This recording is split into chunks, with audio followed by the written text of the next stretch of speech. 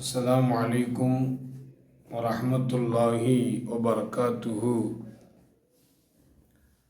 அல்ஹம்துலில்லாஹி அலா குல்லி ஹால். எல்லா புகழும் புகழ்ச்சியும் ஏக வல்லோனாகிய அந்த அல்லாஹ் சுப்ஹானஹு வ தஆலா ஒருவனுக்கே உரித்தாவதாக. சாந்தியும் சமாதானம் நபீன ஸல்லல்லாஹு அலைஹி வஸல்லம் அவர்கள் மீதும் சஹாபாக்கள் மற்றும் தாபீன்கள் தாபீன்கள் குறிப்பாக இந்த உம்மத்தினர்கள் அனைவர்களின் மீதும் என்றென்றும் நின்று நிலவட்டுமாக. அன்பானவர்களே, நோன்பாளிக்கு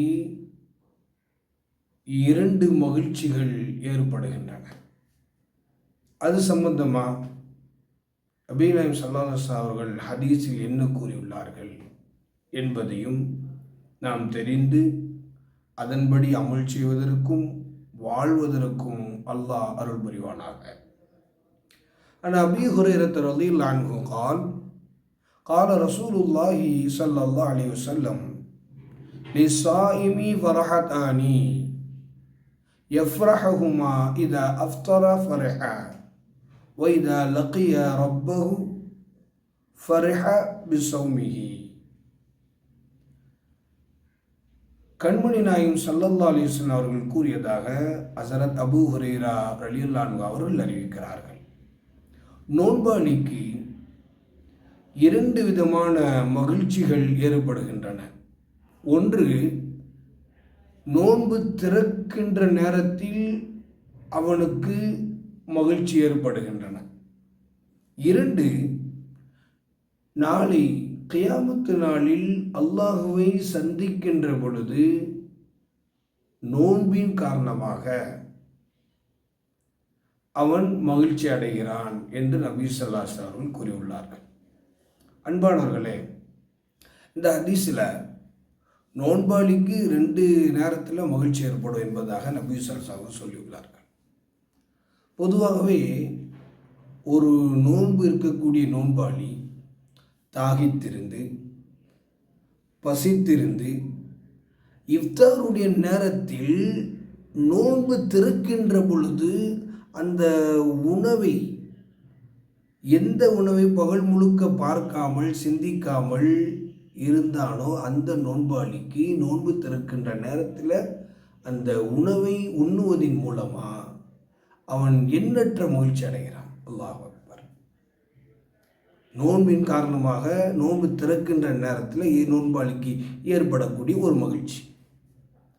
இரண்டாவது மகிழ்ச்சியும் நோன்பாளிக்கு இருக்குது. அது என்ன மகிழ்ச்சி தெரியுமா? அதுதான் மிக பெரும் பேரின்பம், பெரும் மகிழ்ச்சி. அதுதான் உச்சகட்ட மகிழ்ச்சியே அதுதான் சகோதரர்களே. நாளை கியாமத்து நாளில் அல்லாஹு தாலாவை நோன்பின் காரணமாக ஒரு நோன்பாளி அல்லாஹ்வை சந்திக்கின்றது இருக்கு இல்லையா, அது மிகப்பெரிய மகிழ்ச்சி. அப்போ இந்த உன்னதமான நிலையை அல்லாஹ் தாலா எதன் மூலமாக ஏற்படுத்துகிறான் தெரிகிறதா?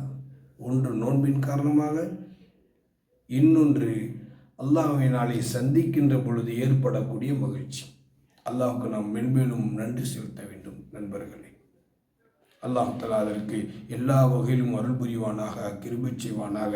நாம் அனுதினம் வைக்கக்கூடிய நோன்பை நாம் சுவாரஸ்யமாக, அதாவது உணர்வுபூர்வமாக நோன்புகளை நாம் நோக்க வேண்டும். ஏதோ கடமைக்கு செய்யாமல், இப்போ நோன்புக்கு சஹரு செய்கிறோம் அப்படின்னா சஹரை கூட நம்ம என்ன செய்யக்கூடாது, நமக்கு பாங்கு சொல்கிற வரைக்கும் டைம் இருக்குது அப்படின்க வேண்டி நம்ம நேரத்தை இழுத்தடிக்கவும் கூடாது. அதே நேரத்தில் இஃப்தார் திறக்கிறோம் அப்படின்ற நேரத்தில் டக்குன்னு பேரிச்சம்பழத்தை நியத் சொல்லி டக்குன்னு சாப்பிட்டோம் தண்ணியை குடித்தோம் அப்படின்னு நம்ம தரக்கூடாது. நோன்பு திறப்பதற்கு முன்னால் ஒரு சில துஆக்களையும் நம்ம ஓத வேண்டும். அந்த துவாவை சொல்லி அல்லாஹ் இடத்துல நாம் அந்த இஃப்தாரோட நேரத்தில் கேட்குற துவா கபூல் ஆகும் என்பதாக நபி ஸல்லல்லாஹு அலைஹி வஸல்லம் சொல்லியிருக்கிறார்.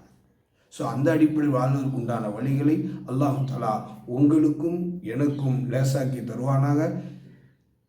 நோன்பாளிக்கென்று அல்லாஹ் தஆலா சில பிரத்யேகமான தன்மைகளையும் விஷயங்களையும் வைத்திருக்கிறான். அதை முழுமையான முறையில் அடையக்கூடியவர்களாகவும் மென்மேலும் அல்லாஹ்வுக்கு நன்றி செலுத்தும் அடியார்களாகவும் எல்லாம் வல்ல அல்லாஹ் ஆக்கி அருள்வானாக. வாஹிர தஅவானா அல்ஹம்துலில்லாஹி ரப்பில் ஆலமீன். அஸ்ஸலாமு அலைக்கும் வரஹ்மத்துல்லாஹி வபரகாத்துஹு.